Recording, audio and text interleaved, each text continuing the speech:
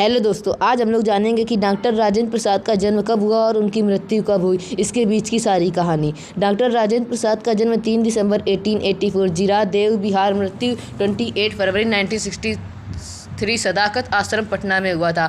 भारत के प्रथम राष्ट्रपति थे। राजेंद्र प्रसाद बेहद प्रतिभाशाली और विद्वान व्यक्ति थे। राजेंद्र प्रसाद भारत के एकमात्र राष्ट्रपति थे जिन्होंने 2 कार्यकालों तक राष्ट्रपति पद कार्य किया है। जन्म बिहार प्रांत के एक छोटे से गांव जीरादेव में 3 दिसंबर 1884 में राजेंद्र प्रसाद का जन्म हुआ था। एक बड़े संयुक्त परिवार के राजेंद्र प्रसाद सबसे छोटे सदस्य थे, इसलिए वह सबके दुलारे थे। राजेंद्र प्रसाद के परिवार के सदस्य के संबंध गहरे और मृदु थे। राजेंद्र प्रसाद को अपनी माता और बड़े भाई महेंद्र प्रसाद से बहुत स्नेह था। जीरादेव गांव की आबादी मिश्रित थी, मगर सब लोग इकट्ठे रहते थे। राजेंद्र प्रसाद की सबसे पहली याद अपनी हिंदू और मुसलमान दोस्तों के साथ चिक्का और कबड्डी खेलने की है। किशोरावस्था में उन्हें होली के त्यौहार पर इंतजार रहता था। उसमें उनके मुसलमान दोस्त भी शामिल रहते थे और मुहर्रम पर हिंदू ताजिए निकालते थे। राजेंद्र प्रसाद को गांव के मठ में रामायण सुनना और स्थानीय रामलीला देखना बड़ा अच्छा लगता था। घर का वातावरण भी ईश्वर पर पूर्ण विश्वास का था। राजेंद्र प्रसाद की माता बहुत बार उन्हें रामायण से कहानियाँ सुनाती और भजन भी गाती। उनके चरित्र की दृढ़ता और उदार दृष्टिकोण की आधारशिला बचपन में ही रखी गई थी। राजेंद्र प्रसाद का विवाह कब हुआ था? गांव का जीवन पुरानी परंपराओं से भरपूर था। इनमें से एक रिवाज था बाल विवाह, और परंपरा के अनुसार राजेंद्र प्रसाद का विवाह भी केवल 12 वर्ष की आयु में हो गया था। यह एक विस्तृत अनुष्ठान था जिसमें वधू के घर पहुंचने में घोड़े, बैलगाड़ी और हाथी के जुलूस को 2 दिन लगे थे। वर एक चांदी की पालिका में, जिसे 4 आदमी उठाते, सजे धजे बैठे थे। रास्ते में उन्हें एक नदी भी पार करनी थी। बारातियों को नदी पार कराने के लिए नाव का इस्तेमाल किया गया। घोड़े और बैलों ने तैरकर नदी पार की, मगर इकलौते हाथी ने पानी में उतरने से इनकार कर दिया। परिणाम यह हुआ कि हाथी को पीछे ही छोड़ना पड़ा और राजेंद्र प्रसाद के पिताजी महादेव सहाय को इसका बड़ा दुख हुआ। अपने गंतव्य स्थान पर पहुंचने से 2 मील पहले उन्हें किसी अन्य विवाह से लौटते 2 हाथी देखे। उनसे लेन देन तय हुआ और परंपरा के अनुसार हाथी फिर विवाह के जुलूस में शामिल हो गए। किसी तरह से यह जुलूस मध्य रात्रि को वधू के घर पहुंचा। लंबी यात्रा और गर्मी से सब बेहाल हो रहे थे और वर तो पालिका में ही सो गए थे। बड़ी कठिनाइयों से उन्हें विवाह की रस्म के लिए उठाया गया। वधू राजवंशी देवी उन दिनों के रिवाज के अनुसार पर्दे में ही रहती थी। छुट्टियां में घर जाने पर अपनी पत्नी को देखने या उससे बोलने का राजेंद्र प्रसाद को बहुत ही कम अवसर मिलता था। राजेंद्र प्रसाद बाद में राष्ट्रीय आंदोलन में शामिल हो गए, तब वह पत्नी से और भी कम मिल पाते। वास्तव में विवाह के प्रथम 50 वर्षों में शायद पति पत्नी 50 महीने ही साथ साथ रहे होंगे। राजेंद्र प्रसाद अपना सारा समय काम में बिताते और पत्नी बच्चों के साथ जीरादेव गांव में परिवार के अन्य सदस्यों के साथ रहती थी। मातृभूमि के लिए संप्रति राजेंद्र प्रसाद प्रतिभाशाली और विद्वान थे और कलकत्ता के एक योग्य वकील के यहाँ काम सीख रहे थे। राजेंद्र प्रसाद का भविष्य एक सुंदर सपने की तरह था। राजेंद्र प्रसाद का परिवार उनसे कई आशाएं लगाए बैठा था। वास्तव में राजेंद्र प्रसाद के परिवार को उन पर गर्व था, लेकिन राजेंद्र प्रसाद का मन इन सब में नहीं था। राजेंद्र प्रसाद केवल धन और सुविधाएं पाने के लिए आगे बढ़ना नहीं चाहते थे। एकाएक राजेंद्र प्रसाद की दृष्टि में इन चीज़ों का कोई मूल्य नहीं रह गया था। राष्ट्रीय नेता गोखले के शब्द राजेंद्र प्रसाद के कानों में बार बार गूंज उठते थे। राजेंद्र प्रसाद की मातृभूमि विदेशी शासन में जकड़ी हुई थी। राजेंद्र प्रसाद उसकी पुकार को कैसे अनसुनी कर सकते थे, लेकिन राजेंद्र प्रसाद यह भी जानते थे कि एक तरफ देश और दूसरी ओर परिवार का निष्ठा उन्हें भिन्न भिन्न दिशाओं में खींच रही थी। राजेंद्र प्रसाद का परिवार यह नहीं चाहता था कि वह अपना कार्य छोड़कर राष्ट्रीय आंदोलन में भाग लें, क्योंकि उसके लिए पूरे समर्पण की आवश्यकता होती है। राजेंद्र प्रसाद को अपना रास्ता स्वयं चुनना पड़ेगा।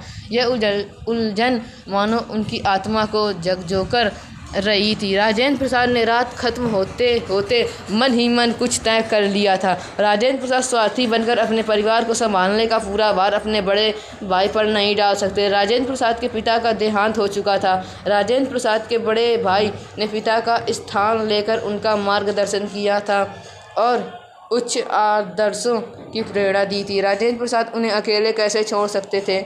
अगले दिन ही उन्होंने अपने भाई को पत्र लिखा, मैंने सदा आपका कहना माना है और यदि ईश्वर ने चाहा तो सदा ऐसा ही होगा। दिल में यह शपथ लेते हुए कि अपने परिवार को और दुख नहीं देंगे। उन्होंने लिखा, मैं जितना कर सकता हूँ करूँगा और सबको प्रसन्न देखकर प्रसन्नता का अनुभव करूँगा। लेकिन उनके दिल में उथल पुथल मची रही। एक दिन वही अपनी आत्मा की पुकार सुनेंगे और स्वयं को पूर्णतया अपनी मातृभूमि के लिए समर्पित कर देंगे। यह युवक राजेंद्र थे जो 4 दशक पश्चात स्वतंत्र भारत के प्रथम राष्ट्रपति बने।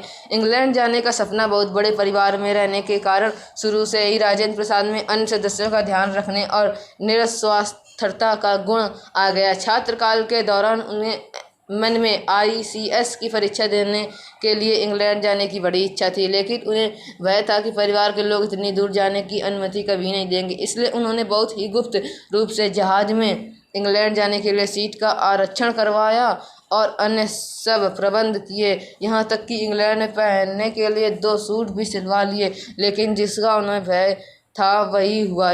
उनके पिताजी ने इस प्रस्ताव का बहुत जोर से विरोध किया। राजेंद्र प्रसाद ने बहुत अनिच्छा से इंग्लैंड जाने का विचार छोड़ दिया।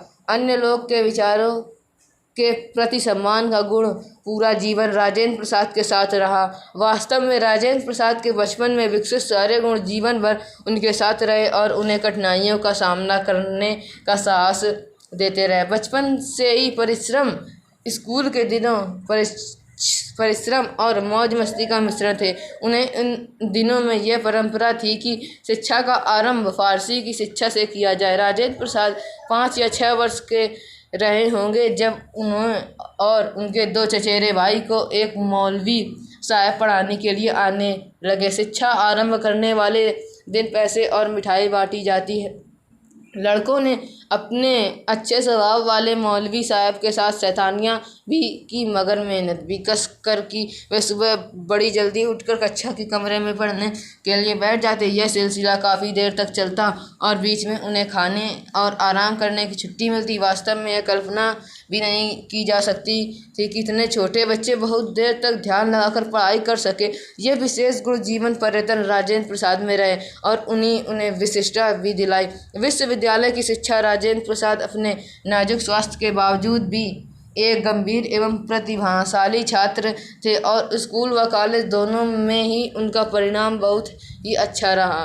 कलकत्ता विश्वविद्यालय की प्रवेश परीक्षा में राजेंद्र प्रसाद प्रथम रहे और उन्हें 30 रुपये महीने की छात्रवृत्ति भी मिली। उन्हें उन दिनों में 30 रुपये बहुत होते थे, लेकिन सबसे बड़ी बात थी कि पहली बार बिहार का एक छात्र परीक्षा में प्रथम आया। उनके परिवार और उनके लिए ये एक गर्व का क्षण था। सन 1902 ईसा पूर्व में राजेंद्र प्रसाद ने कलकत्ता के प्रेसिडेंसी कॉलेज में प्रवेश दिया। यह सरल स्वभाव और निष्कपट युवक बिहार की सीमा से पहली बार बाहर निकलकर कलकत्ता जैसे बड़े शहर में आया था। अपनी कक्षा में जाने पर वह छात्रों को ताकत रह गया। सबके सिर नंगे थे और वह सब